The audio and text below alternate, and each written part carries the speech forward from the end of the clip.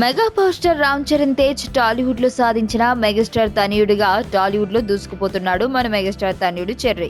అయితే తొలి రోజుల్లో వరుస హిట్స్ తో దుమ్ము దులిపేసిన చెర్రీ క్రమక్రమంగా వరుస ఫ్లాప్స్ తో డీలా పడ్డాడు.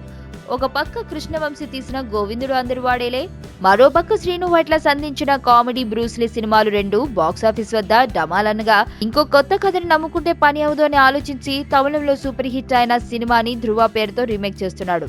అంతవరకు బాగానే ఉంది, కానీ అసలు చిక్కు ఇక్కడే వచ్చింది. అదేంటంటే ఈ సినిమా ఫస్ట్ లుక్ అభిమానులను తీవ్రంగా నిరాశపరిచిన సమయంలో ఈ సినిమా విడుదల కూడా చెర్రీకి అసలు కలిసి రాని టైంలో వస్తుంది అన్న టాక్ బలంగా వినిపిస్తుంది. అక్టోబర్ నెల చెర్రీకి గతంలో చాలా నిరాశనే మిగిల్చింది.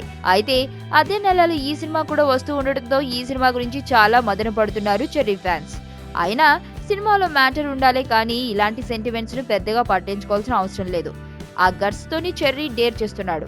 అంతేకాకుండా చెర్రీ ఇలాంటి నిర్ణయం తీసుకోవడానికి అసలు కారణం ఏంటి అంటే అసలే సెలవులు కాబట్టి పెద్ద స్టార్ల సినిమాలకు ఫ్లాప్ అయినా కూడా 40 కోట్ల వరకు దాదాపు షేర్ వస్తుంది. అదే కారణంతో చెర్రీ ఈ నిర్ణయం తీసుకున్నాడట. మరి ఈ డేర్ డెసిషన్ ఎంతవరకు కలిసి వస్తుందో చూడాలి. నేను ఆనంద్. ఈ భూమన్నా, ఈ భూమి మీద ఏ సృష్టి అన్నా నాకు చాలా ఇష్టం.